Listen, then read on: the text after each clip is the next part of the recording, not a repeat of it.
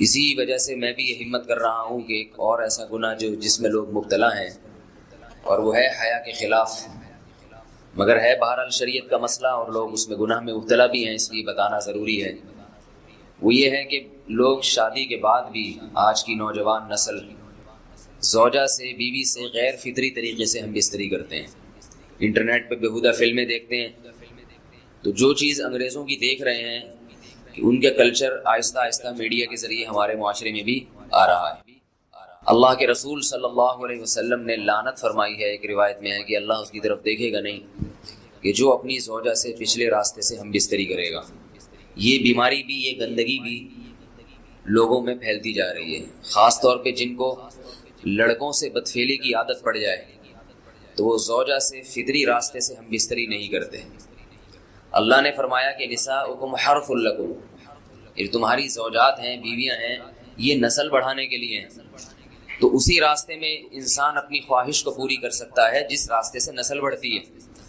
اس کے علاوہ کسی اور راستے سے اپنی خواہش کو پورا کرنا یہ حرام ہے، گناہ کبیرہ ہے، گندگی ہے۔ ہمارے پاس کیسز آتے ہیں، ایک پاک دامن لڑکی کی شادی ہوتی ہے، لڑکا بھی بظاہر بڑا نیک، لیکن کیا ہے، لڑکا چونکہ ٹھرکی ہوتا ہے، شہوت کا درندہ ہوتا ہے، تو وہ یہ نہیں دیکھتا کہ میں اپنی بری خواہش مٹانے کے لیے میں اپنی زوجہ کو غیر فطری طریقے پر مجبور کیسے کر سکتا ہوں، تو مجبور کرتا ہے پھر اپنی بیوی کو۔ اس میں جو عورتیں زیادہ پاک دامن نہیں ہو، نیک نہ ہو، یا ان کو یہ ڈر ہو کہ طلاق ہو گئی تو ہم کہاں جائیں گے، وہ پھر اپنے شوہر کے ساتھ اسی غیر فطری طریقے پر آمادہ ہو جاتی ہیں، اور اس کا عذاب اور اس کا وبال یہ ہوتا ہے کہ کچھ دنوں میں ان کو بھی اسی کی لت پڑ جاتی ہے۔ انسان جب بھی کوئی غیر فطری راستہ اختیار کرتا ہے، آخرت کا عذاب تو بعد میں، دنیا کا عذاب یہ آتا ہے کہ پھر اس کو لذت فطرت میں آتی نہیں ہے، پھر جو راستہ اللہ نے رکھا اس میں اس کو لذت نہیں آئے گی، پھر وہ گندگی میں ہی گھسنے کی کوشش کرے گا، اس کی بھی فطرت خراب ہو جاتی ہے، اور جس کے ساتھ یہ بدفعلی کی جائے اس کی بھی فطرت خراب ہو جاتی ہے، وہ بھی پھر کسی کے قابل نہیں رہتے۔ تو اپنے جان پر رحم کرنا چاہیے۔ ہم انسان ہیں، ہم درندے نہیں ہیں، ہم گھوڑے نہیں ہیں، ہم گدھے نہیں ہیں، ہم جانور نہیں ہیں، ہم انگریز نہیں ہیں۔ انگریز نے تو حیا اور شرم کی تمام حدود کو توڑ دیا ہے، وہ تو درندے بن چکے ہیں، ہم تو درندے نہیں ہیں، ہم تو حلال کھاتے ہیں، پاک صاف رہنے کی کوشش کرتے ہیں، تو ہم ان کی جو کلچر دیکھ کے ہم ویسے درندے بننے کی کوشش کیوں کریں؟ تو یہ بہت بڑا وبال ہے، بہت بڑی برائی ہے جو ہمارے معاشرے میں آہستہ آہستہ جڑ پکڑتی جا رہی ہے، اور اس سے بیماریاں بھی پھیلتی ہیں۔ غیر فطری طریقہ ہے، بیماریاں بھی پھیلتی ہیں۔ ایسے کیسز آتے ہیں کہ جناب مرد مجبور کر رہا ہے بیوی کو، اور وہ بیوی جو ہے ساتھ نہیں دیتی تو پھر اس کو طلاق کی دھمکیاں دیتے ہیں، ایسے کیسز بھی آتے ہیں۔ اور یہ بھی آتا ہے کہ مرد جب اپنی بیوی کو غیر فطری طریقے پر مجبور کرتا ہے، بیوی آمادہ نہیں ہوتی، تو مرد پھر یہ دھمکی دیتا ہے کہ بھائی میری خواہش تو تم سے پوری ہوتی نہیں ہے، پھر میں دوسروں کے پاس جاؤں گا۔ تو یاد رکھیں، جس عورت کا شوہر یہ دھمکی دے اس کو کہ میں زنا کروں گا اگر تم نے میری خواہش پوری نہیں کی غیر فطری طریقے سے، تو عورت اپنے شوہر سے کہہ دے کہ جاؤ تم کہیں اور جا کے منہ کالا کرو، تمہاری فطرت میں گندگی ہے تو یہ مجھے گندا بنانے کی کوشش نہ کرو، اس کو زنا کرنے دیں، وہ اللہ آخرت میں اس سے بھگتے گا۔ ہر بیماری کا اللہ نے علاج رکھا ہے۔ اللہ کے رسول صلی اللہ علیہ وسلم نے فرمایا، صحیح بخاری کی حدیث، ما انزل اللہ من داء الا انزل له دواء، کوئی بیماری ایسی نہیں ہے جو اللہ نے نازل کی ہو اور اس کے لیے دوا نہ رکھی ہو دنیا میں۔ تو اگر کسی کو ایسی لت پڑ گئی ہے غیر فطری کام کی، تو اس کو چاہیے کہ وہ اپنا علاج کرائے، ڈاکٹر سے بھی رابطہ کرے، اور سب سے بڑا علاج یہ ہے کہ کچھ وقت صبر کرے گا، چھوڑ دے گا کچھ عرصے کے لیے، تو خود بخود آہستہ آہستہ صحیح ہو جائے گا۔ ایک آدمی شراب کا عادی ہے، ایک علاج تو یہ کہ ڈاکٹروں سے رابطہ کرے، اور بہترین علاج کیا، چھوڑ دے۔ کتنے دن تڑپے گا؟ ایک دن، 2 دن، 3 دن، 4 دن، ایک ہفتہ، 2 ہفتہ، بہت زیادہ سال ہو جائے گا نا، اس کے بعد خود بخود ٹھیک ہو جائے گا۔ سگریٹ کا عادی ہے، چھوڑ دے گا، تو کتنے لوگ ہم نے دیکھے ہیں دن میں 20 سگریٹ پیتے تھے، چھوڑنے پر آئے تو بالکل ایک دم چھوڑ دی انہوں نے، آہستہ آہستہ کر کے چھوڑ دی، لیکن تکلیف ہوئی مگر عادی ہو گئے۔ تو اب کسی کو یہ لت پڑ گئی ہے غلط کام کی، برائی کی، تو اس کا بہترین علاج یہ ہے کہ وہ اپنے آپ کو بدلنے کی کوشش کرے، ماحول بدلے، اور کچھ وقت صبر کرے گا تو اللہ اس سے یہ عادت چھڑا دے گا۔ نہیں کی، صبر نہیں کیا اس نے، پھر اسی گندگی میں موت واقع ہوگی، پھر آخرت کا عذاب بہت سخت، نسلیں برباد ہو جاتی ہیں اس عمل سے انسان کی۔ تو بات حیا کے خلاف ہے، مگر یہ کہ ایک بزرگ تھے، وہ بات فرما رہے تھے، تو کسی نے پوچھا کہ حضرت آپ حیا کے خلاف بات کرتے ہیں، تو انہوں نے فرمایا تم بے حیائی کے کام نہیں چھوڑتے، ہم اس چھڑوانے کے لیے بات کریں تو ہم برے ہیں، اور تم کام کرو تو بھی برے نہیں۔ برائی کا کام کرنے میں برا نہیں بنتا، اور برائی کے خلاف بولنے والا برا بن جاتا ہے کہ دیکھو یہ کیسی باتیں کر رہے ہیں۔ تو بھائی باتیں ہیں اس لیے ہیں کہ یہ معاشرے میں یہ برائی پھیلتی چلی جا رہی ہے، اور یہ ہماری اپنا کلچر نہیں ہے، یہ امپورٹ ہو رہا ہے باہر سے، یہ امپورٹ ہو رہا ہے، یہ وہاں میڈیا کے ذریعے آ رہا ہے۔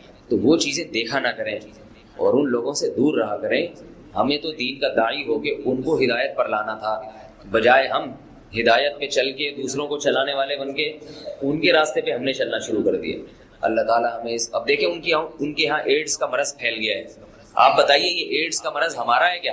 یہ بیماری ہماری ہے یا ان کی ہے؟ ہمارے یہاں بیماریاں ہیں، کھانسی ہے، نزلہ ہے، ٹھیک ہے نا، بلڈ پریشر ہے، شوگر ہے، یہ بیماریاں ہماری ہیں۔ کوئی اللہ کا شکر ہے گندی بیماری ہمارے یہاں نہیں ہے۔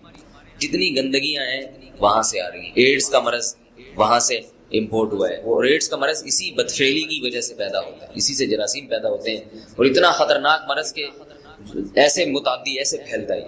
افغانستان میں ایڈز کا ریشو 0 تھا، 0۔ شوہر کوئی ایسا طریقہ استعمال کرتا ہے نا ہم بستری کا جس سے اولاد نہیں ہوتی، تو کیا بیوی کو اسے منع کرنا چاہیے یا نہیں کرنا چاہیے؟ دیکھیں حدیث میں آتا ہے کہ کوئی شوہر اپنی بیوی کو رات کو اپنے بستر کی طرف بلائے، یہ کنایہ یعنی ہم بستری کرنا چاہتا ہو، عورت منع کر دے، فرشتے اس پہ ساری رات لعنت بھیجتے ہیں۔ یہ بالکل صحیح حدیث ہے۔ اب ہمارے بعض اسکالر کیا کرتے ہیں، جب ان سے یہ بات پوچھی جائے تو وہ بات کو گھما دیتے ہیں، سیدھی بات نہیں بتاتے کہ بھئی یہ شریعت میں مرد کا حق ہے کہ عورت اس کو ہم بستری سے نہیں روک سکتی، کیونکہ ویمن رائٹس کے نام پہ آج کل بہت تحریکیں چل رہی ہیں، تو وہ بھی کچھ لبرل اسکالرز ہیں جو ہر وقت جو ہے نا کوشش کرتے ہیں کہ خواتین ہم سے ناراض نہ ہو جائیں۔ تو بھئی آپ شریعت کا حکم بتائیں صاف صاف، چاہے عورت خوش ہوتی ہے ناراض ہوتی ہے، بعض حقوق مردوں کے ہیں بعض عورتوں کے ہیں، تو وہ بتانے پڑتے ہیں۔ تو اسی طرح عورت کا بھی حق، مرد کا بھی حق یہ ہے کہ عورت اگر مرد اس کو ہم بستری کے لیے بلاتا ہے تو عورت اسلام میں منع نہیں کر سکتی، اس کے لیے گناہ ہے۔ ہاں بیمار ہو تو ایک الگ بات ہے، بخار ہے اس کو، کوئی واقعی بیماری ہو تو پھر ایک الگ بات ہے، نارملی اس کو اجازت نہیں ہے کہ وہ شوہر کو منع کر دے، بلکہ اس میں حدیث میں بہت سخت تاکید ہے۔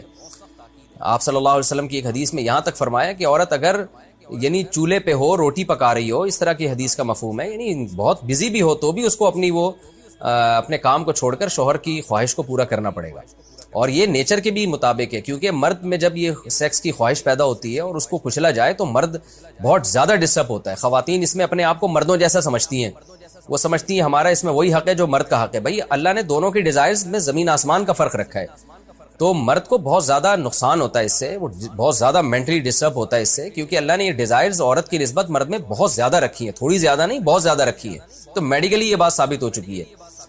تو دوسرا ایک تو مینٹلی بہت زیادہ ڈسٹرب ہوتا ہے وہ، دوسری بات یہ ہے کہ پھر اس کے گناہ کی طرف توجہ جائے گی، وہ حرام کاموں کی طرف جائے گا، تو اس لیے عورت کو اس بارے میں مرد کا ساتھ دینا چاہیے۔ یہاں فوراً بعض خواتین یہ سوال پوچھتی ہیں کہ اچھا اگر عورت کے دل میں خواہش ہو اور مرد وہ خواہش پوری نہ کرے تو کیا مرد پہ بھی لعنت ہوتی ہے؟ اس کا سیدھا جواب یہ ہے کہ نہیں، مرد پہ لعنت نہیں ہوتی۔ اس کی وجہ یہ ہے، دو اور دو چار کی طرح میں صاف بات کروں گا۔ وجہ اس کی یہ ہے کہ عورت کے لیے مرد کی اس خواہش کو پورا کرنے میں عورت کی کوئی انرجی نہیں استعمال ہو رہی، جبکہ اگر مرد کا موڈ نہ ہو اور عورت کا موڈ ہو تو پھر مرد اپنے آپ کو پریپیئر نہیں کر سکتا، اس کے لیے بہت تکلف کرنا پڑے گا اس کو۔ اخلاقی طور پر تو ٹھیک ہے، مرد کو یہی حکم دیا جائے گا کہ زوجہ کی خواہش کو پورا کرے، لیکن اس پر شریعت نے لازم نہیں کیا ہے، کیونکہ ایک چیز مرد کے اختیار میں نہیں ہے تو لازم کیسے ہو سکتی ہے؟ یعنی ایک آدمی کا وہ ذہنی طور پر تیار ہی نہیں ہے اس کے لیے، تو مرد کے لیے تو جب تک ذہنی طور پہ تیار نہ ہو یہ عمل کر نہیں سکتا، جبکہ عورت کر سکتی ہے۔ تو انرجی جو استعمال ہوتی ہے نا اس میں بہت زیادہ، وہ تو مرد کی انرجی یوز ہوتی ہے، تو شریعت اس کو کیسے پابند بنا سکتی ہے کہ اس کے ذہنی طور پر وہ مینٹلی تیار سے یعنی ایک عمل کر سکتا ہے؟ تو یہ ظلم ہوتا ہے اس کے اوپر کہ وہ مینٹلی تیار نہیں ہے اور اس کو شریعت کہے کہ اگر بیوی آپ سے مطالبہ کر رہی ہے اور آپ مطالبہ پورا نہیں کرو گے تو آپ پر لعنت ہوگی، تو وہ اس لعنت سے بچنے کے لیے اپنے آپ کو مینٹلی کیسے تیار کرے گا؟ بعض دفعہ تیار کر لیتا ہے، بعض دفعہ نہیں ہو پاتا، اس کا تو دماغ سے بہت گہرا تعلق ہے۔ تو اس لیے مرد کے لیے تو شریعت نے حکم یہ کیا ہے کہ 4 مہینے میں کم از کم ایک دفعہ اس پر لازم ہے کہ وہ اپنی زوجہ کی خواہش کو پورا کرے، اور ویسے جب زوجہ میں خواہش ہو تو اخلاقی طور پر مرد کی ذمہ داری ہے کہ وہ اپنی زوجہ کی خواہش کو پورا کرے، لیکن شریعت نے اس پہ واجب نہیں قرار دیا کیونکہ یہ اس کے اختیار سے اوپر کی چیز ہو جائے گی۔ باقی عورت کے لیے اختیار ہے اس کو، ہاں بیمار ہے یا مینسز ہیں وہ تو پھر تو ایک ویسے ہی مینسز میں ہم بستری جائز نہیں ہے۔ باقی رہا یہ مسئلہ کہ خواتین پھر یہ کہتی ہیں کہ اسلام نے تو پھر مردوں کو بہت زیادہ حقوق دے دیے، تو ایسا نہیں ہے۔ اگر یہ حق اسلام نے مرد کو دیا ہے تو بہت سارے حقوق عورت کو بھی تو دیے ہیں نا، بہت سارے عورت کو بھی تو حقوق دیے ہیں کہ جو خود پہنتے ہو، جیسا معیاری لباس خود پہنتے ہو اپنی بیوی کو بھی ویسے ہی معیاری لباس پہناؤ۔ جیسا معیاری کھانا خود کھاتے ہو، حدیث میں آتا ہے ویسا معیاری کھانا بیوی کو بھی کھلاؤ. تو یہ بھی تو عورت کو بھی تو حقوق دیے ہیں. ہماری خواتین جس ویسٹرن کلچر کو فالو کر رہی ہیں، اس کلچر میں تو یہ ہے کہ عورت شوہر کو ہم بستری سے روک سکتی ہے، شوہر بیوی کو بھی روک سکتا ہے، یعنی شوہر بھی منع کر سکتا ہے، عورت بھی منع کر سکتی ہے. وہاں دونوں کے حقوق سیم ہیں، لیکن پھر وہ اتنے سیم ہیں کہ پھر وہاں مرد کے ذمے شوہر کا عورت کے ذمے، یعنی مرد کے ذمے عورت کا نان نفقہ بھی نہیں ہے.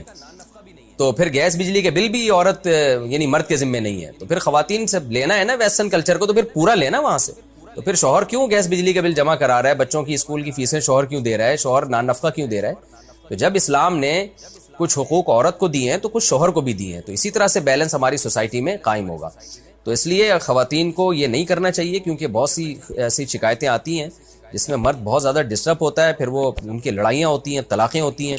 عورت اس کو نارمل لے رہی ہوتی ہے، مرد کے دماغ پہ شہوت کا ایک جنون چڑھا ہوا ہوتا ہے. جب بیوی اس کو منع کرتی ہے وہ بہت زیادہ مینٹلی ڈسٹرب ہوتا ہے، اور پھر وہ مار دھاڑ تک نوبت بھی آتی ہے، پھر وہ طلاقوں تک نوبت بھی آتی ہے. تو یہ بہت غلط چیز ہے. ہمارے نبی صلی اللہ علیہ وسلم نے جب عورت کو حکم دیا ہے کہ مرد کی خواہش کو، اپنے شوہر کی خواہش کو پورا کرے، تو اسی میں خیر ہے. عورت کو چاہیے اس وقت چاہے دل نہ بھی چاہ رہا ہو، اپنے شوہر کی اس خواہش کو پورا کر دیا کریں. اس کے وقتی طور پر تو آپ کو نقصانات نظر آئیں گے، لیکن لانگ ٹرم میں اس کے فائدے ہیں، اس سے گھر میں فائدے حاصل ہوں گے، اور اسلام کی مان کے چلنے میں ہی عورت کے لیے خیر ہے. رہا یہ مسئلہ کہ شوہر اگر کوئی ایسا طریقہ اختیار کرتا ہے ہم بستری کا جس میں وہ اولاد کو روکتا ہے، تو اس میں یہ ضروری ہے کہ بیوی کی پرمیشن ہو. وہ عورت کی پرمیشن کے بغیر یہ کام نہیں کر سکتا. تو کیونکہ اولاد دونوں کا حق ہے، اولاد کو روکنے کے لیے دونوں کی پرمیشن ہوگی تو اولاد روکی جا سکتی ہے. اگر دونوں میں سے ایک کی بھی پرمیشن نہیں ہے تو پھر اولاد روک نہیں سکتے. ان کی یادگار اپنے پاس رکھنا. کیا ہم اپنے مرحوم والدین کا کوئی سامان جو وہ استعمال کرتے تھے اپنے پاس محبت کے طور پہ رکھ سکتے ہیں، یا اس کا کو کسی غریب کو صدقہ کرنا لازم ہے؟ نہیں جی، مرحوم والدین کی جو بھی چیزیں ہیں وہ سب کے سب وراثت میں تقسیم ہوں گی. پھر جس کے حصے میں وراثت آئی ہے وہ یادگار کے طور پہ رکھ سکتا ہے، کوئی حرج نہیں ہے اس میں. یہ تو محبت میں ہوتا ہے ایسا کہ انسان کو جس سے محبت ہوتی ہے اس کی چیزوں سے بھی محبت ہو جاتی ہے. کوئی حرج نہیں ہے، رکھ سکتے ہیں، صدقہ کرنا ضروری نہیں. دوسری شادی کو مینشن کرنا لازم ہے. کیا دوسری شادی میں نکاح نامے میں دوسری شادی کا لکھنا ضروری ہے، یا دوسری شادی کے وقت دوسری شادی کا بولنا ضروری ہے؟ عارفہ سلطانہ انڈیا سے. نہیں جی، نہ لکھنا ضروری ہے نہ بولنا ضروری ہے.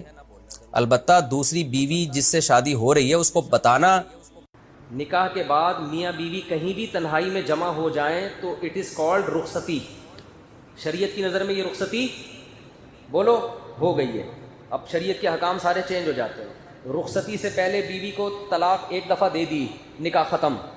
رخصتی کے بعد ایک دفعہ طلاق دی ہے تو نکاح ختم نہیں ہوتا. تو رخصتی کسے کہتے ہیں؟ نکاح کے بعد کہیں بھی تنہائی میں مل گئے ہیں، جہاں وہ آپس میں ریلیشن قائم کرنا چاہتے تو کوئی رکاوٹ نہ ہوتی. تو شریعت میں اس کو کیا کہتے ہیں؟ رخصتی. ہمارے ہاں رخصتی کا مطلب ہوتا ہے کہ وہ دلہن کے سر پہ قرآن رکھا ہے، سارے گھر والے روتے ہوئے، مائیں اس کو بٹھا رہی ہیں، کیمرے نے ماں کی طرف رخ کیا ہوا ہے کہ کتنا 50-50 میں آتا تھا نا، 50-50 میں بڑا زبردست آتا تھا وہ. اس میں دکھایا کہ ماں بیٹی کو رخصت کر رہی ہے روتے ہوئے نا، اور سب بہنیں رو رہی ہیں، اور گاڑی میں بٹھایا تو کیمرے والے نے کہا وہ بٹن آن کرنا بھول گیا تھا میں. اس نے کہا کم بخت اتنی مشکل سے روئی تھی، چلو دوبارہ واپس. پھر دوبارہ سے دلہن کو لے کر گئے، پھر روتے ہوئے. تو یہ نہیں، معاشرے کا کلچر دکھایا کہ ان میں بھی ڈرامے بازیاں بہت چل رہی ہوتی ہیں. حالانکہ اب یہ رخصتی یہ رخصتی نہیں ہے. رخصتی وہ ہے کہ نکاح کے بعد اگر یہ پہلے کہیں تنہائی میں جمع ہو گئے ہیں تو شریعت میں رخصتی ہو گئی. رخصتی سے پہلے اگر طلاق ہوتی ہے عورت پہ عدت نہیں ہوتی. ادھر مرد نے طلاق دی، فوراً کہیں شادی کر لے وہ. لیکن جب تنہائی میں جمع ہو گئے، چاہے وہ چھپڑ میں کہیں ملے ہوں، ماں باپ کو پتہ بھی نہ ہو، اب اگر ڈیورس ہوگی تو عورت کو عدت گزارنا واجب. آج کل یہ بڑا مسئلہ ہو رہا ہے. نکاح ہوتا ہے، لڑکیاں چھپ چھپ کے اپنے شوہر سے مل رہی ہوتی ہیں، ماں باپ سمجھ رہے ہوتے ہیں ہم نے تو 26 نومبر کی ڈیٹ متعین کی ہے. اب کیا ہوا، جھگڑا ہوا، میاں نے طلاق دی. اب خواتین فون کر کے کہتی ہیں کہ ہم تو رخصتی میں مل لیے تھے، تو اب شرن میرا تو کوئی اور رشتہ آ گیا ہے. کہتا ہوں آپ کے لیے نکاح حرام ہے، آپ عدت پوری کریں. کہہ رہی ہیں عدت کیسے پوری کروں؟ ماں باپ بولیں گے کیا کر رہی ہے بھائی، عدت کے دوران تو عورت گھر سے نہیں نکل سکتی ہے بھائی. تو اب پکڑی جاتی ہیں. پھر ماں باپ کہتے ہیں بھائی یہ گھر میں کیوں ہیں اور ابھی فوراً شادی کر رہے ہیں، کیوں نہیں کر رہی؟ وہ کہتے ہیں نہیں 3 مینسز. تو اس لیے چوری جو ہے نا وہ چوری ہی ہوتی ہے. تو ایسے کام کیا کرو جو بعد میں افورڈ کر سکو. بعض تو پھر اللہ کے غضب کو دعوت دیتی ہیں کہ اسی عدت کے دوران شادی کر لیتی ہیں کہیں اور, وہ نکاح ہوتا ہی نہیں ہے, غلط ہے وہ. تو رخصتی جب ہو گئی, میاں بیوی تنہائی میں جمع ہو گئے, پھر طلاق کے بعد احکام کچھ اور ہیں, رخصتی سے پہلے کے احکام کچھ اور ہیں. پورا مہر مرد پہ واجب ہو جاتا ہے رخصتی کے بعد. تنہائی میں جمع ہو گئے, مرد کے ذمہ مہر واجب ہو گیا. سمجھتے ہو, بہت سارے احکام ہیں. اگر رخصتی کے بعد چاہے وہ چھپ کے ملے ہوں, عورت کو حمل ٹھہر گیا, تو شوہر اگر انکار بھی کرے گا نا کہ یہ میرا نہیں ہے, تو شریعت شوہری کے کھاتے میں ڈالتی ہے کہ تمہارا ہی ہے. تو بڑے مسائل ہیں, اس لیے یہ چیزیں چھپن چھپائی ان میں صحیح نہیں. اور ماں باپ کو چاہیے اپنی ذمہ داری پوری کریں کہ جب وہ قائد اعظم کے مزار پہ مل ہی رہے ہیں اور ادھر جا کے ڈیٹے مار رہے ہیں, تو عزت کے ساتھ رخصت کر دو. کیا مصیبت بنائی ہوئی ہے تم لوگوں نے یار. نہیں جی پہلے وہ چمونی آپا آئیں گی, پھر وہاں سے خالہ آئیں گے, پھر ان کے ماموں سعودی عرب میں رہتے ہیں وہ آئیں گے, پھر ابا وہاں رہتے ہیں. چھوڑو بھائی, ٹینشن نہیں لو. دیکھو نکاح ایک ایسی چیز ہے, مشکل بنانا چاہو تو اس سے مشکل دنیا میں کچھ نہیں ہے, آسان بنانا چاہو بہت آسان. پہلے میں مشکل بنا کے دکھاتا ہوں. ہمارے معاشرے میں کیا ہوتا ہے, کہیں نکاح کا پیغام بھیجو, لڑکی والے ارے بھائی ایک دم باتیں, ارے بھائی نکاح کوئی بچوں کا کھیل, بہت مشکل. ایسی باتیں گھر کے خاندان کے بڑے کر رہے ہوتے ہیں. ارے بھائی ذمہ داریاں ہیں بھائی, بچوں کا کھیل تھوڑی. اس کے ماموں ہیں امریکہ میں ہیں اور چچا اس کے وہاں رہتے ہیں, اور پھر لڑکی کی شادی کی تیاریاں ہیں, اور پھر بھائی وہ تباہی, جیسے ایسا لگ رہا ہے کراچی میں طوفان آنے والا ہے. لڑکا بھی یہی باتیں کرو تو بھائی ایکچولی ابھی نکاح ہے بھائی, 2 سال میں پہلے ایجوکیشن مکمل کر لوں, پھر اس کے بعد بھائی بچوں کا کھیل تھوڑی ہے. ایسے بنا کے نا وہ بھائی کر کے آدمی لگے گا بھائی یہ پتہ نہیں کشمیر فتح کرنے جا رہا ہے. ہلکا لو, بہت ہلکا ہے. اور بھائی یہ لڑکی یہاں رہ رہی ہے, پارسل کر کے ادھر بھیجو اس کو. ادھر سے کیا پارسل کر دو ہے بھائی, 2 بول بلواؤ گواہوں کی موجودگی میں, بول پارسل کرو. ہمارے یہاں پارسل کا خاص انتظام ہے, لوگوں نے لکھا ہوتا ہے نا ریڈیو پہ, تو پارسل کر دو. پہلے باپ کھلا رہا ہے, کون کھلائے گا؟ شوہر کھلائے گا. یا 2 روٹی کھلانے کیا مسئلہ ہے یار, کھلا دے. تو بھائی الگ کمرہ چاہیے تو یار وہ کمرے تمہارے گھر میں 2-4 ہیں نا, ایک تھوڑا سا ان کے لیے خاص کر دو یار. ہوتے ہیں گھروں میں عام طور پر, نہیں تو یار تو رینٹ پہ لے لے. میری جب دوسری شادی ہوئی تھی میرے پاس تو نہ گھر نہ ایک بالش زمین کا بھی میں مالک نہیں تھا. شوق خاندانی رکھے ہوئے تھے ہم نے, دکان پکوڑوں کی تھی, باتیں کروڑوں کی, شوق خاندانی ہونے چاہیے. تو میرے پاس کچھ بھی نہیں تھا. تو میں نے جب پیغام بھیجا انہوں نے کہا کیسے رکھو گے بھائی, وہی ہوا نا, ارے بھائی میں نے کہا بھائی وہی کی ضرورت نہیں ہے بھائی, آپ لوگ یہاں رہتے ہیں. اب ظاہر ہے جب نکاح ہوگا تو ایک رات جب میں پہلی زوجہ کے پاس ہوں گا, دوسری تو اکیلی ہوگی نا, تو وہ کہاں رہے گی. تو بھائی سسرال کے قریب ہی کوئی لے لیتا ہوں گھر. تو وہاں 1 کمرے کا گھر مجھے کرائے پہ ملا, 2500 کرایہ تھا اس کا. تو میں نے ان کو دکھایا, میں نے کہا فی الحال یہ ہے ٹھیک ہے نا, کمرہ بڑا ہے اس کا, ایک کچن ہے, ایک واش روم ہے, فی الحال رخصتی کر لیں. ادھر بھی تو رہی ہے نا, پارسل کر دیں وہاں پہ, ٹھیک ہے نا. جب میں وہاں ہوں گا تو یہ وہاں ہوگی, نہیں ہے میں جس دن ہوا تو اپنے اماں کے گھر میں رہے بھائی. کم از کم ماں باپ کی ذمہ داری تو ختم ہو گئی نا کہ بچی کی شادی نہیں ہو رہی, میاں بھی مل گیا, خرچہ بھی میاں دے رہا ہے, پارسل کر دو یہاں سے وہاں. ایسا ہی ہوا, نکاح کی فوراً ڈیٹ متعین ہوئی ہے. اور چونکہ دوسری شادی چھپ کے ہی ہوتی ہے, ورنہ آدمی پکڑا جاتا ہے. چھپ کے مطلب یہ نہیں کہ ہمیشہ چھپا کے, عین وقت پہ نہیں بتانا پڑتا. عین وقت پہ بتاؤ گے تو سسرال سے پٹو گے. تو میں نے کہا بعد میں پٹ جائیں, دولہا بنا ہوا بیٹھا ہوں پھر پٹوں, یہ صحیح نہیں ہے. اتنا میں قربانی نہیں دے سکتا. بعد میں بتا دوں, رخصتی ہو جائے پھر بتا دیں گے, لیکن عین وقت پہ بتانا کچھ بھی ہو سکتا ہے. تو اس میں پھر یہ ہوا کہ بھائی نکاح پڑا ہوا یار. تو ایسے ہی ہوا, میں گیا, میں نے کہا بھائی میرے 2-4 دوست تھے, 2-4 جو بہت بہادر تھے وہ آ گئے, عین وقت پہ 8-10 بھاگ گئے. وہ انہوں نے کہا ہم نہیں پڑھتے. ماضی میں کیا کرتے رہے, تو جو ایسا ہٹ دھرم بازی میں رہا ہو, جنہوں نے اپنے پیغمبروں کا یہ حال کیا ہو, جو انہی کی قوم میں سے آئے تھے, تو ایک ایسے پیغمبر جو دوسری قوم میں سے آئے ہیں, ان پر یہ کہاں سے ایمان لے آئیں گے. تو اس لیے ان کی جو ہے نا ایجوکیشن سے اور ان کے پڑھے لکھے ہونے سے متاثر ہونے کی ضرورت نہیں ہے کہ اتنے پڑھے لکھے ہو گئے کیوں ایمان نہیں لے کر آ رہے. ان کی حرکتیں آپ دیکھیں گے تو آپ کو خود بخود ان سے امیدیں ختم ہو جائیں گی, اور اس نا امیدی سے آپ مایوس نہیں ہوں گے, بلکہ آپ کو موٹیویشن ملے گی. یہ موٹیویشن ملے گی کہ جو ایسے نالائق لوگ ہیں ان پر محنت کرنا عبث اور ان پر محنت کرنا فضول ہے, اور ان کے ایمان نہ لانے سے ہمیں پریشان نہیں ہونا چاہیے، کیونکہ یہ پہلے ہی اتنے بڑے مجرم رہے ہیں، تو ایسے مجرم ہم پر کہاں ایمان لے کر آئیں گے؟ تو آپ ان لوگوں سے زیادہ امیدیں نہ لگائیں۔ اللہ فرماتے ہیں افتطمعون، کیا تم امیدیں لگاتے ہو، لالچ رکھتے ہو اس بات کی کہ یہ تم پر ایمان لے آئیں گے؟ وقد کان فریق منہم، حالانکہ ان میں سے ایک جماعت ایسی رہی ہے، یسمعون کلام اللہ، جنہوں نے اللہ کا کلام اپنے کانوں سے سنا تھا۔ کوہ طور پہ جب گئے تھے نا، تو اللہ کا کلام اپنے کانوں سے سنا تھا کہ یہ اللہ کی کتاب ہے تورات، جو ہم نے پچھلے لیکچرز میں تفصیل سے بتایا۔ تو اس سننے کے بعد بھی ثم یحرفونہ، پھر اس کو لے جا کے تبدیل کر دیا۔ تبدیل کیسے کیا کہ بنی اسرائیل نے جب دیکھا تورات کے احکام مشکل ہے، تو یہ 70 گواہوں نے جا کے کہا کہ اللہ نے ہمیں یہ تو بتایا تھا کہ یہ تورات ہے، مگر ساتھ ساتھ یہ بھی کہا تھا کہ جو مشکل لگے اسے چھوڑ دینا، جو حکم آسان لگے اس کو فالو کر لیں۔ تو اللہ فرماتے ہیں انہوں نے اس کلام کو بھی چینج کر دیا تھا، من بعد ما عقلوہ، حالانکہ وہ اس کلام کو سمجھتے تھے، وہم یعلمون، اور وہ جانتے بھی تھے کہ ہم غلط کہہ رہے ہیں۔ تو اس کے باوجود جب ان لوگوں میں اس قسم کی حرکتیں ہیں تو ان سے تم کہاں سے امیدیں لگاتے ہو؟ اور اس آیت کا یہ مطلب بھی ہو سکتا ہے کہ اس سے وہ والا کلام مراد نہ ہو بلکہ تورات مراد ہو، کہ یہ تو تورات کو اپنے کانوں سے سنتے ہیں، اس کے بعد ان کے علماء اس میں سمجھنے کے باوجود تحریف کر دیتے ہیں۔ ان کو پتہ ہے کہ اس آیت کا یہ مطلب نہیں ہے، مگر اس مطلب کو چینج کر دیتے ہیں، تحریف کر دیتے ہیں۔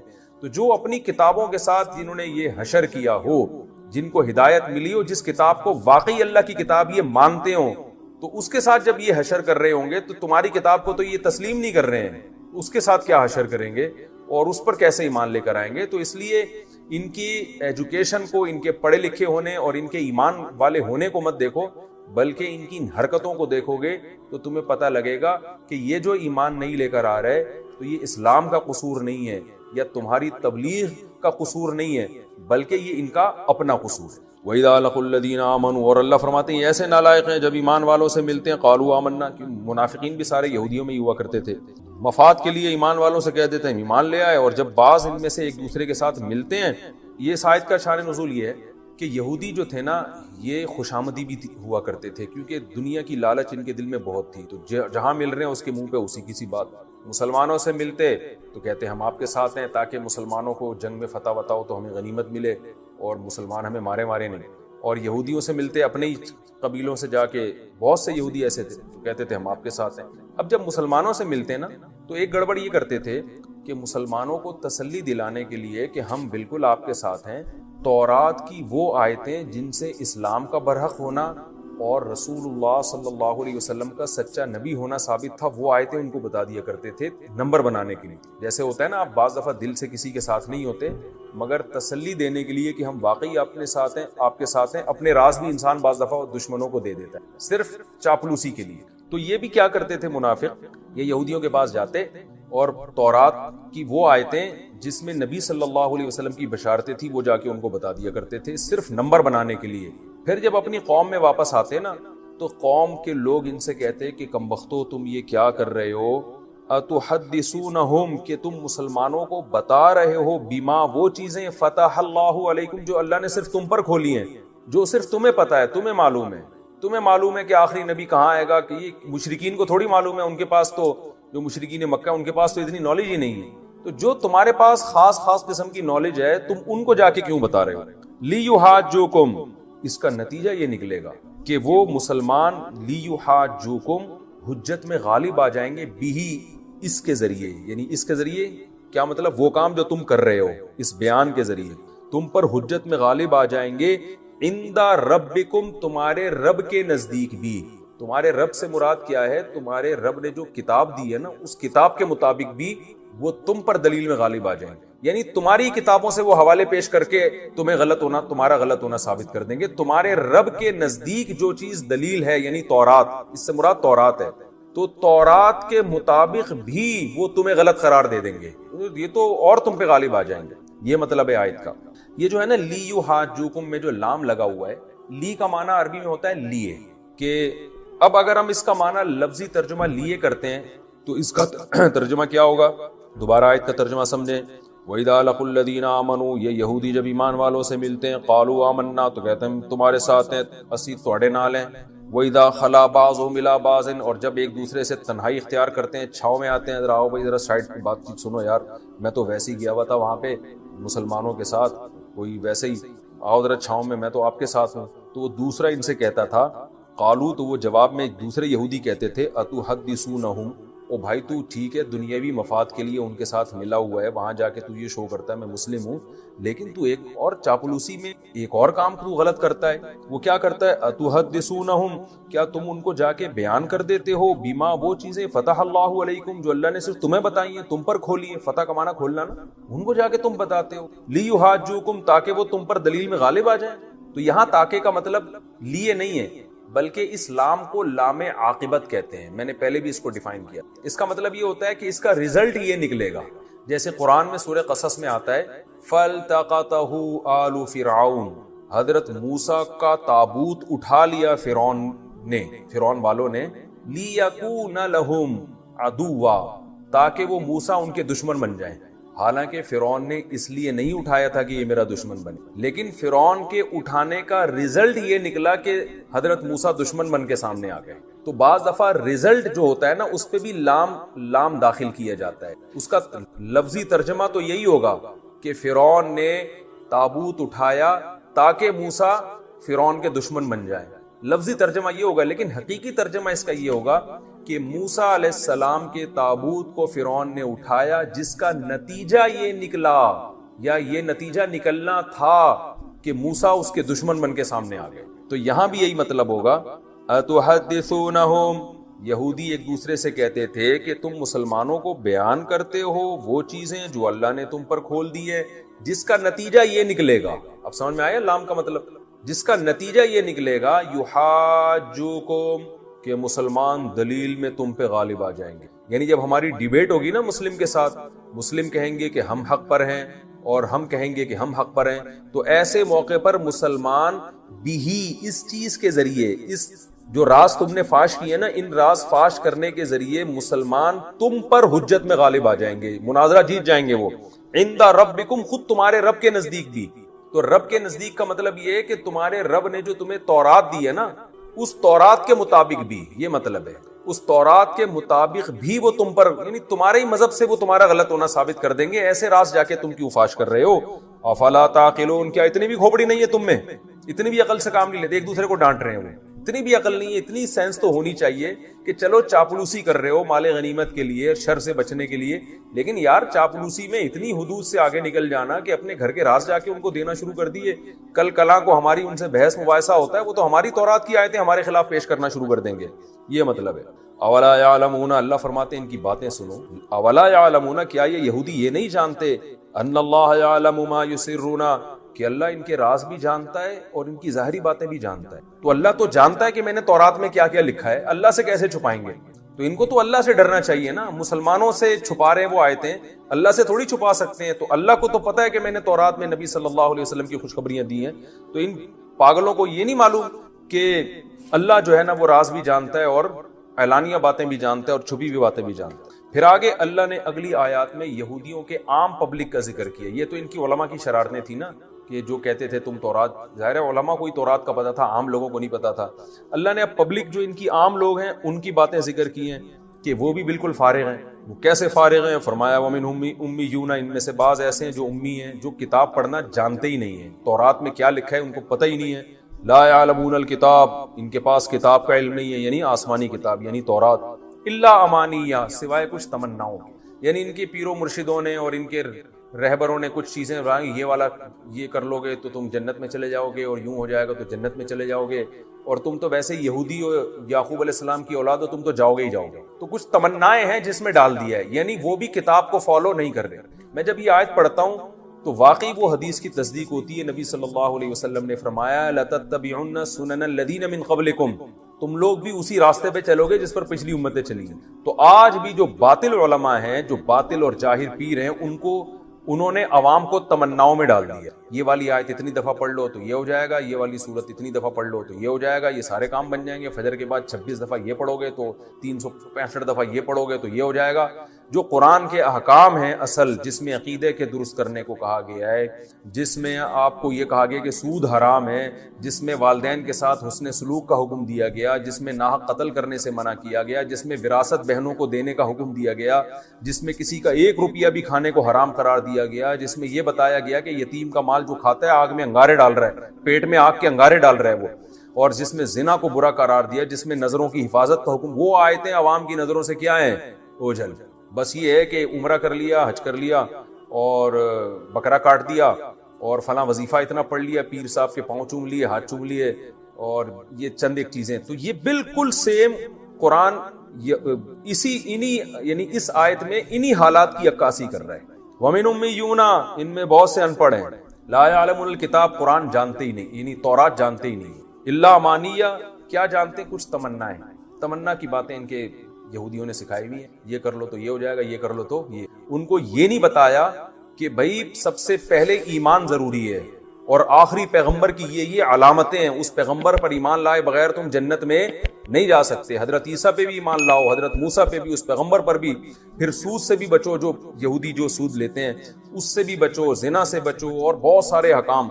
تو اللہ اس سے دیکھو یہ پتہ چلتا ہے کہ کتاب کا علم کتنی بڑی نعمت۔ تو آپ لوگ بھی جو ہے نا اس آیت کو سن کے موٹیویشن ملنی چاہیے ہم سب کو کہ قرآن کا سیکھنا اور سمجھ کے پڑھنا یہ بہت بڑی اللہ کی نعمت ہے، ورنہ بہت سے مذہبی لوگ بھی آپ کو الو بنا سکتے ہیں، مذہبی رہنما بھی، اور جو بنائے چلے جا رہے ہیں۔ اس لیے خود سیکھ کے پڑھیں۔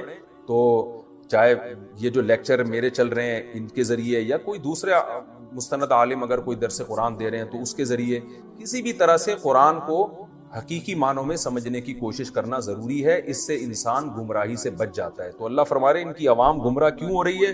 ان کو ان کے پیروں مرشدوں نے کچھ لارے رپے دیے ہوئے ہیں، کچھ امیدیں دلائی ہوئی ہیں لمبی لمبی، جو اصل احکام ہے وہ تو ان کو بتایا ہی نہیں جاتا۔ فرمایا وَإِنْهُمْ إِلَّا يَظُنُّونَ، اور نہیں ہے یہ لوگ مگر صرف گمان، یعنی ان کے پاس اپنی بات کے برحق ہونے کے دلائل نہیں ہوتے، محض ایک گمان پہ پوری قوم چل رہی ہے کہ جی ہم چونکہ یعقوب علیہ السلام کی اولاد میں یہودی ہے تو سیدھا سیدھا نان اسٹاپ ہم جنت میں جائیں گے، اور ہمیں نہ نبی پر ایمان لانے کی ضرورت، نہ سود چھوڑنے کی، نہ اور برائیاں چھوڑنے کی، نہ جھوٹ بولنے کی، جو منافقت ان میں تھی کسی چیز کی ضرورت نہیں ہے، بس ویسے ہی چلے جائیں گے۔ یا جیسے آج کل لوگ کہتے ہیں کہ اتنی دفعہ یہ پڑھ لو تو اتنی دفعہ یہ پڑھ لو۔ تو اللہ نے آگے فرمایا فَوَيْلٌ، بس تباہی ہے، لِلَّذِينَ، ان لوگوں کے لیے، يَكْتُبُونَ الْكِتَابَ بِأَيْدِيهِمْ، جو تورات اپنے ہاتھوں سے لکھتے ہیں، ثم یقولون ھذا من عند اللہ، پھر کہتے ہیں کہ یہ اللہ کی طرف سے۔ یعنی اللہ فرماتے ہیں ان عوام کو گمراہ کرنے والے یہود کے علماء ہیں، تو تباہی ہے ان علماء کے لیے جو عوام کو گمراہ کر رہے ہیں۔ اور کس طریقے سے؟ اس میں ایک طریقہ یہ بھی ہے کہ اپنے ہاتھ سے آیتیں لکھتے ہیں اور پھر کہتے ہیں یہ اللہ کی طرف سے، یعنی میں تحریف بھی کر رہے ہیں۔ تو لیشتروا به ثمنا قلیلا، تاکہ اس تحریف کے ذریعے دنیا کے چند ٹکے خرید لیں، کیونکہ عوام کو جب آپ عوام کی جیسی باتیں کرو گے جس سے عوام خوش ہوتی ہے تو ہدیے نذرانے بھی ملتے ہیں۔ تو یہود یہ مانوی تحریف بہت کرتے تھے، تفسیروں میں گڑبڑ کر دیا کرتے تھے تاکہ پبلک خوش رہے اور ہدیے نذرانے ملتے رہیں۔ تو اللہ فرماتے ہیں تاکہ یہ ہدیے نذرانے لیتے رہیں لوگوں سے، یہ ان کے لیے تباہی ہے۔ پھر اللہ نے فرمایا فویل لہم، تباہی ہے ان کے لیے، مما کتبت ایدیہم، جو ان کے ہاتھ لکھ رہے ہیں، جو غلط تفسیریں لکھ رہے ہیں یا آیتوں کی غلط تشریح کر رہے ہیں، اس کے لیے بھی، اس پر بھی ان کے لیے تباہی، وویل لہم مما یکسبون، اور ایک اور تباہی اس کمائی کے لیے بھی جو یہ کر رہے ہیں، یعنی غلط سلط تشریحات تورات کی کر کے، کہ یہ تو سارا ہمارا حساب کتاب تھا نا۔ تو قرآن میں اللہ نے بتایا ہے کہ تمہارے جو پیغمبر دنیا میں آئے وہ نیک اعمال کی بنیاد پہ اللہ نے ان کو دنیا میں حکومت دی تھی، تم نے ان کی معیت میں جہاد کیا، وہ جہاد جس کے پیچھے صحیح موٹیویشن ہوتی ہے، اس میں مجاہدین کو ایک پاور ملتی ہے، اور جب جہاد کے پیچھے صرف پیسہ رہ جائے، زمین اور حکومت رہ جائے، تو اس جہاد میں طاقت نہیں رہتی، بلکہ وہ جہاد ہی نہیں رہتا ہے۔ تو اب یہ لوگ کہتے ہیں ہمارے پیغمبر تھے سلیمان علیہ السلام، داؤد علیہ السلام، تھوڑا سی تاریخ بتا دیتا ہوں نا، پتہ ہی ہوگا لیکن نئے لوگ بھی آتے ہیں۔ ابراہیم علیہ السلام سے اصل میں تو تاریخ شروع ہوتی ہے نا، جو پیغمبروں کی جو ہمیں ملتی ہے، ویسے تو اس سے پہلے بھی پیغمبر آئے ہیں، لیکن جو دنیا میں زندہ قومیں ہیں ان کی ہسٹری کہاں سے ملتی ہے ہمیں؟ ابراہیم علیہ السلام۔ اس سے پہلے کی ہمیں ویسے کتابوں میں تو تھوڑا بہت تذکرہ مل جائے گا، من حیث القوم کوئی قوم نہیں ہمیں نظر آتی اب، کیونکہ وہ مذہب سارے یہودیت میں پہلے چلے گئے، اس کے بعد عیسائیت میں، اس کے بعد اسلام میں۔ تو ابراہیم علیہ السلام کا زمانہ آج سے تقریباً لگ بھگ 4000 سال پرانا زمانہ ہے، اوپر نیچے ہو سکتا ہے، کوئی پوری کیلکولیشن کسی کی نہیں ہے، تقریباً کتنا ہے 4000 سال پرانا زمانہ. انبیاء آتے رہے تھے آدم علیہ السلام. اچھا آدم علیہ السلام اور ابراہیم علیہ السلام میں کتنا ہے یہ نہیں پتا. اس میں اندازے لگائے جاتے ہیں کہ ہم سے آدم علیہ السلام کا زمانہ 10,000 سال پرانا ہے ہم سے, لیکن یہ کچھ بھی اس میں کوئی رائے نہیں قائم کی جا سکتی, کیونکہ کوئی تاریخ لکھنے والا تو تھا نہیں, وہ زمانے دنیا میں ختم ہو گئی ہیں. اب تو کوئی پرانی لاش ملتی ہے تو سائنسدان تحقیق کرتے ہیں کہ قبل مسیح ہے کہ بعد مسیح ہے. قاف میم لکھا ہوتا ہے نا, اب تو وہ بھی لکھنا چھوڑ دیا لوگوں نے, تو وہ اس سے پہلے کی بڑی بڑی تاریخیں. بہرحال تو ابراہیم علیہ السلام وہ نبی ہیں جن کو اللہ تعالیٰ نے بہت زیادہ نوازا تھا, کیونکہ بت پرست قوم کے خلاف کھڑے ہو گئے تھے. اور پھر ابراہیم علیہ السلام سے اللہ نے وعدہ کیا تھا کہ آپ کی اولاد میں ہم نبوت کو جاری کریں گے. میں کافی لمبی پہلے بتا چکا ہوں, بہت شارٹ کروں گا تاکہ آج ہمارا یہ ٹاپک نہ رہ جائے. تو ابراہیم علیہ السلام کی اولاد میں حضرت اسحاق علیہ السلام پیدا ہوئے, دوسری زوجہ سے اسماعیل علیہ السلام پیدا ہوئے, اور اسحاق علیہ السلام کی اولاد سے پھر 2 زوجہ تھیں, حضرت سارہ اور حضرت ہاجرہ. تو حضرت ہاجرہ سے نبی صلی اللہ علیہ وسلم پیدا ہوئے 2000 سال کے بعد ان کی نسل میں, یعنی ایک ہی پیغمبر پیدا ہوئے حضرت ہاجرہ سے جو محمد صلی اللہ علیہ وسلم تھے, اور مکہ میں جو ان کی اولاد ٹھہر گئی تھی. اور ادھر جو شام, آپ نا میپ کو پڑھا کریں, میپ کے بغیر بہت سارے قرآن کے واقعات سمجھ میں نہیں آتے. تو مجھے بھی میپ پڑھنے سے سمجھ میں نہیں آتے تھے, جب ٹریولنگ کیے تو ملک بیٹھنا دماغ میں شروع ہے, کون سا کنٹری کدھر کو ہے. بہت سی چیزیں پڑھنے سے نہیں آتی, ٹریولنگ سے آتی ہیں. اب میں حیران ہوتا تھا یہ مسلمان فوجیں یورپ کیسے پہنچ گئی تھی یار اس زمانے میں. اب جب میں خود گیا تو مجھے خیال ہو جب میں پہنچ سکتا ہوں تو فوجیں نہیں پہنچ سکتی کیا خیال ہے. لیکن ہمارا ٹریک تو الگ تھا نا, تو وہ پتا چلا وہ ادھر سے آئی ہیں افریقہ کی طرف سے. آپ وہ دیکھیں نا نقشہ تو پتا چلتا ہے, وہ وہاں سے علاقے فتح ہوتے ہوتے ہوتے ادھر سے انہوں نے رائٹ پہ, آگے سمندر تھا تو رائٹ پہ ٹرن مارنا پڑا ان کو, رائٹ پہ ٹرن مارا, اٹلی میں گھسے, اٹلی سے آگے پھر جرمنی تھا, فرانس پہ آگے رک گئے تھے ورنہ فرانس گیا تھا ہاتھ سے. تو وہ پھر آپس میں ہی بغاوت ہو گئی, آپس میں ہی لڑے پڑے تھے, ورنہ یورپ پہ مسلمانوں کا قبضہ ہو چکا ہوتا. تو لندن گیا تھا, صحیح ہے نا, لندن بھی گیا تھا گوروں کے ہاتھ سے, لیکن ہوا یہ کہ آپس میں پھڈا ہو گیا تھا, بغاوت ہو گئی, لڑائیاں ہو گئی 2 کمانڈروں کی. تو یورپ کو پھر چھوڑ دیا, پھر آپس میں الحمدللہ ایسا لڑے.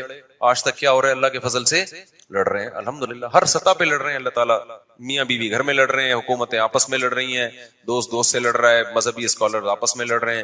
تو اس لڑائی کی وجہ سے غیروں کا بڑا فائدہ ہے, وہ اتحاد کر رہے ہیں. مختلف ملکوں نے کرنسی ایک ایجاد کر لی, ٹھیک ہے نا, پاسپورٹ کی کوئی پابندی نہیں, یورپ نے ایک یونین بنا لی پوری, یہاں سے یہاں جاؤ کوئی مسئلہ نہیں, ادھر جاؤ ادھر جاؤ سب ہمارا ہے, وغیرہ وغیرہ. خیر, تو ابراہیم علیہ السلام کے جو شام میں جو سلسلہ چلا ہے نا, اچھا آج کا جو شام ہے پہلے اتنا نہیں تھا بلکہ یہ بڑا تھا.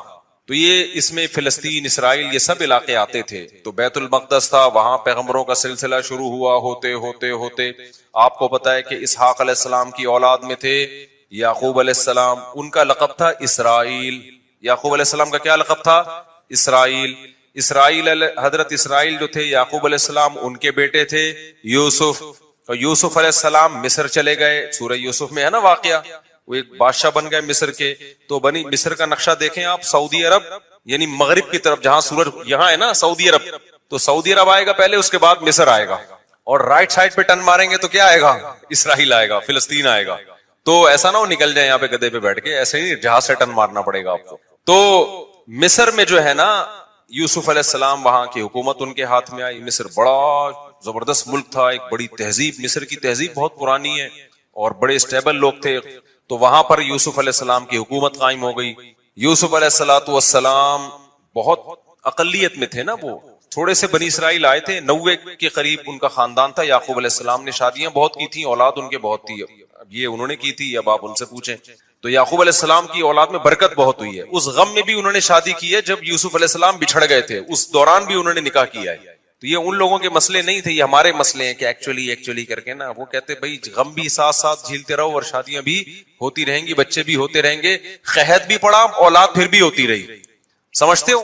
تو یہاں تک کہ جب یوسف یعقوب علیہ السلام مصر گئے ہیں نا, جب پتہ چلا بیٹا بادشاہ بن گیا ہے, تو مولانا عبد الماجد دریا آبادی بڑے عالم گزرے ہندوستان میں, جو دنیاوی علوم کے بھی بڑے ماہر تھے. انہوں نے اپنی تفسیر میں لکھا ہے, وہ خود یعقوب علیہ السلام کی اولاد میں بھی انہوں نے اپنا پورا نسب بھی بیان کیا ہے کہ ہمارا نسب اتنی پشتوں میں جا کے یعقوب علیہ السلام سے ملتا ہے.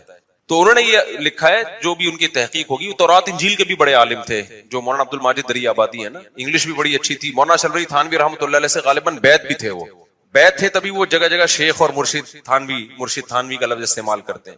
تو دنیاوی دینی دونوں علوم کے بڑے ماہر تھے, بڑی ریسرچ. انہوں نے لکھا ہے کہ 90 افراد تھے یعقوب علیہ السلام کی, صرف بیٹے, بیٹیاں, بہویں, داماد, یہ ملا کے ٹوٹل کتنے تھے؟ 90. ان کے اکلوتے سربراہ تھے. تو یہ 90 افراد ہجرت کر کے گئے کہاں؟ مصر کی طرف. یہ سارے بنی اسرائیل تھے. سمجھتے ہو گے نہیں سمجھتے؟ جب یہ وہاں گئے ہیں تو اللہ نے ان کو حکومت دی, لیکن تھے منورٹی میں, اقلیت میں تھے. حکومت تو آ گئی, مصر کی خدمت بہت کی, لوگوں میں ان کی عزت, لیکن ظاہر ہے جب آپ اقلیت میں ہوتے ہیں تو آہستہ آہستہ کمزور ہونا شروع ہو جاتے ہیں. غیر قوموں میں حسد ہوتا ہے کہ یہ دوسرے ملک سے آئے ہوئے ہم پہ کیوں حکومت کر رہے ہیں, یہ ادھر سے آئے ہوئے لوگ. اچھا تہذیب ان کی اچھی تھی, مصریوں کو تو غیر مسلم تھے نا, بت پرست تھے وہ, تو بت پرستوں کی ان کے مقابلے میں کیا تہذیب ہوگی؟ پلہ کس کا بھاری تھا؟ تہذیب کے لحاظ سے ان کا بھاری تھا, لیکن اکثریت میں وہ تھے. تو پھر یہ تھوڑا تھوڑا دین سے دور ہونا بھی شروع ہو گئے. جب دین سے بھی دور ہو رہے ہیں, آپ اقلیت میں بھی ہیں, تو آہستہ آہستہ دوبارہ مصریوں کا غلبہ ہونا شروع, اور قوم پرستی کا نعرہ لگایا گیا. یہ بنی اسرائیلی ہیں, ہم قبطی ہیں, یہ غیر ہیں. یہ حالانکہ بھائی غیر ہیں, لیکن انہیں تمہیں بنایا کتنا ہے؟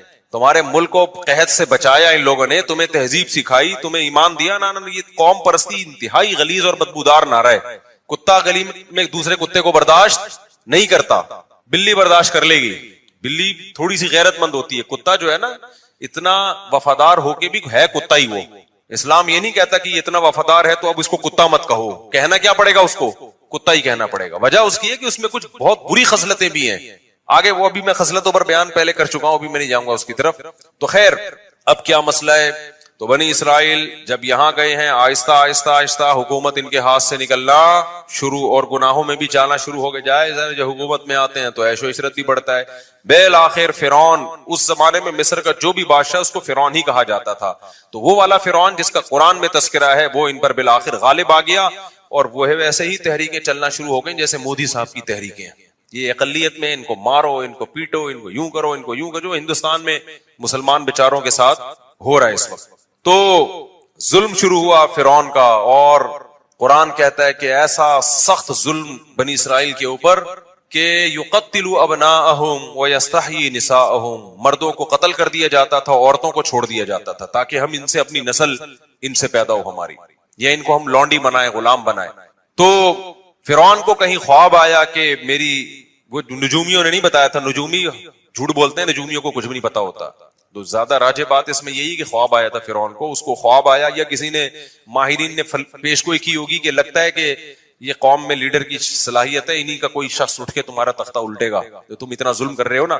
تو فرعون نے کیا کیا, ظلم کم کرنے کے بجائے بڑھا دیا. تو اب قرآن میں اس کا تذکرہ اللہ تعالیٰ نے سورہ قصص میں ذکر کیا ہے, وہ میں انشاءاللہ بعد میں, یہ 21ویں رات سے جو ہے نا, جب دوسرے لوگ بھی آ جائیں, اعتکاف والوں کی تعداد بڑھ جاتی ہے, تو کچھ مضامین ان کے لیے رکھے ہوئے. تو بالآخر موسیٰ کلیم اللہ پیدا ہوئے, اور اللہ نے موسیٰ علیہ السلام کو فرعون کے محل میں پلایا, اور پھر موسیٰ علیہ السلام کو نبوت ملی, اور پھر بالآخر فرعون کو اللہ تعالیٰ نے دریا میں غرق کر دیا, اور فرعونی کیا ہو گئے, ایک بھی بندہ نہیں بچا, سارے ہی مار دی اللہ تعالیٰ نے, جتنے بھی تھے. بنی اسرائیل کو نجات ملی, اور قرآن ان کی تعریف کرتا ہے بما صبروا, اس لیے کہ بنی اسرائیل نے موسیٰ کا ساتھ دیا تھا اور صبر کیا تھا انہوں نے, لیکن تھے بہرحال نالائق, صبر بھی کرتے تھے, تکلیفیں بھی دیتے تھے. پھر بنی اسرائیل کو حکم ہوا کہ اب تو تمہارا اصل وطن ہے فلسطین, ارض شام, وہاں تم موسیٰ علیہ السلام کی قیادت میں اب جہاد کرو. یہ تو اللہ نے فرعون کو خود ہی ٹھکانے لگا دیا, اب ہر جگہ اللہ خود سے کام نہیں کرے گا, کچھ تم کو بھی تلوار اٹھا کے کرنا پڑے گا. یہاں تو ویسے بھی ان کے پاس طاقت ہی نہیں تھی, مینورٹی میں تھے نا, کیا لڑتے یہ. تو بنی اسرائیل نے کہہ دیا ہم نہیں جائیں گے, اذهب انت وربک فقاتلا, کیونکہ غلامی میں اتنا عرصہ گزار چکے تھے کہ ذہن کیا بن گیا تھا, غلام. آپ اگر غلام بنے رہو نا کچھ دن تک, تو آپ کا دماغ میں مینٹل لیول کیا ہو جاتا ہے. جو لوگ بچوں میں زیادہ رہتے ہیں نا, تھوڑے دنوں میں بچکانہ حرکتیں شروع کر دیتے ہیں. صحبت کا بہت گہرا اثر ہوتا ہے, خوب سمجھ لو. اگر آپ پڑھے لکھے لوگوں میں بیٹھو گے تو آپ کیا بن جاؤ گے, سنجیدہ, سیریس ہو جاؤ گے. آپ اگر ہر وقت مسخروں کے ساتھ بیٹھو گے تو چھچورے بن جاؤ گے, آپ سنجیدگی آپ میں سے ختم ہو جائے گی. آپ علماء بزرگوں صلحاء کے ساتھ بیٹھو گے, اللہ کی محبت آپ کے اندر پیدا ہو جائے گی. دنیا پرستوں میں ہر وقت بیٹھو گے جو ہر وقت مال و دولت کی باتیں کرتے ہیں, اتنی گاڑی, اتنی پیسہ, بحریہ ٹاؤن, فلانا, آپ کی نظر میں دنیا کی ہوس اور لالچ پیدا ہو جائے گی. یہ انسان کی نیچر ہے. تو اچھے لوگوں کے ساتھ بیٹھا کرو. سمجھتے ہو آج ہمارا مرغا مرغی جو ہے نا ایک دیسی ہے, وہ ہر وقت دہشت گردی. ایک فینسی بھی ہے ہمارے پاس تھائی لینڈ کی نسل, وہ مرغا بھی بڑا تمیز کا اور مرغی بڑی تمیز کی. ہمارے ایک پٹھان دوست ہیں, آج ان کو میں لے کر گیا اپنے پنجرے میں. انہوں نے کہا ان پورے پنجرے میں نا آپ کے کیج میں پڑھے لکھے یہی لگ رہے ہیں, یہ دو مرغے. مجھے ان کا تبصرہ بڑا اچھا لگا. انہوں نے کہا یہ جو مرغا مرغی ہے نا, اس پورے پنجرے میں مجھے صرف یہ دو پڑھے لکھے لگ رہے ہیں, باقی سارے ان پڑھ اور جاہل. وجہ اس کی ہے کہ وہ ہر ایک دوسرے کو جب کوئی موقع ملے, وہ کوئی نیا بندہ آئے اس کو چھیڑ رہا ہے. وہ کہا پڑھے لکھے صرف یہ لگ رہے ہیں. میں نے کہا یہ پٹ رہے ہیں سب سے زیادہ یہاں پہ. اچھا خیر, تو میں نے کہا اب یہ پڑھے لکھے ہیں, یہ بھی ان کے ساتھ رہ کے ان پڑھ نہ بن جائیں. تو اب مسئلہ کیا ہے؟ تو اللہ تعالیٰ نے بنی اسرائیل کو حکم دیا, بنی اسرائیل نے جہاد نہیں کیا, اللہ کو غضب آیا, اور موسیٰ علیہ السلام نے بددعا بھی کی, اور اللہ نے کہا یہ زمین ان پر حرام ہے. 40 سال تک وادی تیہ میں اسی طرح سے یہ تڑپتے رہے. 40 سال تک وہیں موسیٰ علیہ السلام کا انتقال بھی ہو گیا, اور وہ 40 سال تک وادی تیہ میں بہکتے رہے. پھر اس کے بعد نئے پیغمبر آئے, اور پھر اس کے بعد نئے پیغمبر کی معیت میں انہوں نے جہاد کیا. جب انہوں نے جہاد کیا تو قرآن نے اس کا بھی واقعہ اللہ تعالیٰ نے قرآن میں بیان کیا ہے سورہ بقرہ میں. تو جب ان کا جہاد ہوا ہے نا, تو ان کی فوج, ان کے جو کمانڈر تھے ان کا نام تھا طالوت. وہ پیغمبر ہی نے ان کو بنایا تھا کمانڈر, وقت کے نبی نے, لیکن وہ غریب تھے. بنی اسرائیل نے اس پہ بھی اعتراض کیا, غریب آدمی ہمارا امیر کیوں بن رہا ہے؟ تو ان کو بتایا گیا بھائی اس کے پاس نالج زیادہ ہے اور صحت اچھی ہے. کمانڈر کے لیے پیسہ ہونا ضروری نہیں ہے, نالج, جنگ لڑنے کا تجربہ زیادہ ہو. دیکھو اللہ تعالیٰ دنیا کو اسباب سے چلاتے ہیں. علماء نے بیان کیا ہے جنگ کے کمانڈر بنانے کے لیے یا ملک کا صدر وزیر اعظم بنانے کے لیے دو بندے ہیں آپ کے پاس. ایک بہت نیک ہے, نالج اور تجربہ نہیں ہے اور اس کو پتا نہیں ہے کیا کرنا ہے, اور ایک برا ہے لیکن اس کے پاس ایکسپیرینس ہے, صلاحیت ہے. تو برے کو بنایا جائے گا, نیک کو نہیں بنایا جائے گا. بات نہیں آ رہی سمجھ میں؟ جب میں یہ بات لوگوں کو بتاتا ہوں, لوگ کہتے ہیں یار یہ کیا بات ہے, تقوی کی تو بڑی اہمیت ہے. میں ان سے کہتا ہوں مجھے ایک بات بتاؤ, آپ جب گھر میں ڈرائیور رکھتے ہو گاڑی چلوانے کے لیے, ایک بندہ ہے تہجد گزار ہے, تبلیغ سے حضرت جیسے 4 مہینے لگا رہے ہیں, ماشاءاللہ کتنے وقت کے لیے نکلے ہوئے حضرت آپ, سالانہ چلہ, ماشاءاللہ ماشاءاللہ. تو وہ بھی سالانہ چلے کے لیے نکلا ہوا تھا, ابھی تازہ تازہ چلہ لگا کر آئے, لیکن وہ گاڑی چلانی نہیں آتی. دوسرا گٹکا بھی کھاتا ہے, پان بھی کھاتا ہے, چرس بھی پیتا ہے, لیکن گاڑی چلانا اس کو آتی ہے. تیسرا کوئی آپشن آپ کے پاس نہیں ہے. تو ڈرائیور کس کو بناؤ گے آپ؟ نیک کو تھوڑی بناؤ گے. بولا کہ بھائی تو بہت نیک ہے لیکن جو کام تجھے دیا جا رہا ہے تجھ میں اس کی صلاحیت نہیں ہے. ہاں نیک ہونا, دونوں ڈرائیور اگر ڈرائیور ہیں پھر جو نیک ہے اس کو ترجیح دی جائے گی. پھر دیکھا جائے گا یار اس کا 4 مہینے لگے ہوئے, اس کے نہیں لگے, تو میں کم از کم اگر کسی کو ڈرائیور رکھوں گا تو میں 4 مہینے والے کو ترجیح دوں گا, یار یہ ڈرائیور بھی ہے اور نیک بھی لگ رہا ہے, یہ ذکر اذکار کرے گا فارغ وقت میں, گانے نہیں سنے گا گاڑی میں بیٹھ کے, چرس نہیں پیے گا. سمجھتے ہو کہ نہیں سمجھتے؟ تو ہمیشہ کام اس کے سپرد کیا جاتا ہے جو کام کا اہل ہو. یہ نبی کی بھی سنت ہے, صحابہ کی بھی سنت ہے, پیغمبروں کی بھی سنت ہے. تو پیغمبر نے طالوت کو امیر بنا دیا اور کہا کہ اللہ کے حکم پہ بنا رہا ہوں. لوگوں نے کہا یہ تو پیسے ہی نہیں ہے ان کے پاس, غریب آدمی. تو پیغمبر نے کہا اس کی غربت کو مت دیکھو, اس کی صحت بھی ہے. لڑائی کے لیے کیا چاہیے؟ صحت چاہیے. کمانڈر ہونے کے لیے جگرا چاہیے, صحت, کانفیڈنس, دل مضبوط. اور دوسرا علم ہے, اس کے پاس نالج ہے, نقشوں کا پتہ ہے, کدھر سے جانا ہے, کدھر سے ٹن مارنا ہے, دشمن کے حملے کیا ہوتے ہیں, ان کی چالوں کو سمجھتا ہے یہ. لہذا یہ طالوت کیا بنے گا؟ یہ تمہارا کمانڈر بنے گا. سمجھتے ہو کہ نہیں سمجھتے ہو؟ تو طالوت کو بنا دیا گیا, بولو, کمانڈر. اسی طالوت کی فوج میں حضرت داؤد تھے جو ابھی تک پیغمبر نہیں بنے تھے. بنی اسرائیل کی ایک عام فرد تھے اور حضرت یعقوب علیہ السلام کی اولاد میں تھے, ظاہر ہے بنی اسرائیل میں سے تھے. اب کیا ہوا ہے کہ جب یہ لشکر گیا ہے لڑنے کے لیے تو یہ بہت تھوڑے تھے اور دشمن بہت زیادہ. تو اللہ نے ان کو امتحان میں ڈالا, کیونکہ اسباب کی دنیا میں بڑا مشکل تھا. تو اللہ چاہتے تھے اسباب تو ہے نہیں تو تقویٰ تو ہونا کم از کم. اسباب بھی نہیں ہے, تقویٰ بھی نہیں ہے, تو پھر کس چیز کی پتہ ملے گی بھائی؟ اللہ کی مدد کیوں آئے گی؟ افغانستان میں طالبان نے امریکہ کو بھگا دیا نا, تو اسباب تو نہیں تھے, لیکن اس اسباب کی تلافی کس چیز نے کی ہے؟ اللہ کے خوف نے, آخرت کی لالچ نے. تو دونوں ہی چیزیں نہ ہوتی تو پھر پلڑا کس کا غالب تھا؟ اللہ کہتا ہے وہ بھی ایسے ہی, تم بھی ویسے ہی, تو پاور تو اس کے پاس ہے, تو تمہیں کس بات کی میں فتح عطا کروں؟ समझता नहीं है ना बात को। तो दोनों ही चीजें अगर मार्केट से शॉर्ट हो तो फिर मेरे भाई घर पे आराम से बैठ के अल्लाह अल्लाह करना चाहिए, बड़े बड़े कामों का नहीं सोचना चाहिए। तो खैर अब क्या था, अल्लाह मियां ने इनको आजमाया कि इनका तकवा चेक करना है। तो पैगंबर ने उनको बता दिया, तालूत को बता दिया, और तालूत ने फिर लोगों को बता दिया कि भाई देखो ये पानी आएगा, नहर आएगी, शदीद प्यास लगेगी, लेकिन इस नहर से पानी पीना नहीं है, बर्दाश्त करना है अल्लाह के लिए। जिसने पानी पी लिया तो उसका मुझसे कोई ताल्लुक नहीं है, जो पानी नहीं पिएंगे वो मेरे हैं। ये बड़ी आजमाइश थी। कुरान कहता है बनी इसराइल में अक्सर ने पानी पी लिया। अक्सर ने क्या कर लिया? पानी पी, गुनाह किया, अल्लाह की नाफरमानी की। उसका नतीजा ये निकला, आखिर जो दुश्मन जो था ना, उसके कमांडर का नाम था जालूत। वो बड़ा पावरफुल आदमी, उसके पास बड़ी फौज थी। तो इस गुनाह की नहूसत ये हुई कि जिन ने पानी पिया उन्होंने कह दिया कि हम में इससे लड़ने की ताकत नहीं, हमारे हौसले पास भाई ये बहुत बड़ी जमात है, हम नहीं लड़ सकते, निकलो भागो। इससे क्या पता चलता है, जिहाद में, जंग में गुनाह जो है ना, अल्लाह की नाफरमानी, इसकी नहूसत पड़ती है। सिर्फ जिहाद में नहीं, जो भी बड़े काम है ना, हौसले वाले काम, वो हौसले वाले काम गुनाहगार लोग नहीं कर पाते, वो परहेजगार लोग कर पाते हैं। खुदा का खौफ होता है ना, गुनाह से बचता है, इसकी एक अलग से मोटिवेशन मिलती है इंसान को, हौसला मिलता है अल्लाह की तरफ से। गुनाहगार लोगों के हौसले क्या होते हैं? पस्त। वो मुश्किल मौकों पे पतली गली से बोल लिया करो ना जबान से, यार निकल जाते हैं। जब मुश्किल मौके आएंगे ना, निकल लेगा पतली गली से। तो उन्होंने भी यही किया। वो अब और मुश्किल हो गई। जिन्होंने पानी नहीं पिया था वो क्या थे? बहुत थोड़े, वो और थोड़े रह गए। इनके तो हौसले पस्त हो गए। ला ताक़त लना यौमा बिजालूत व जुनूदी, हम में जालूत और उसके लश्कर से लड़ने की पावर नहीं है।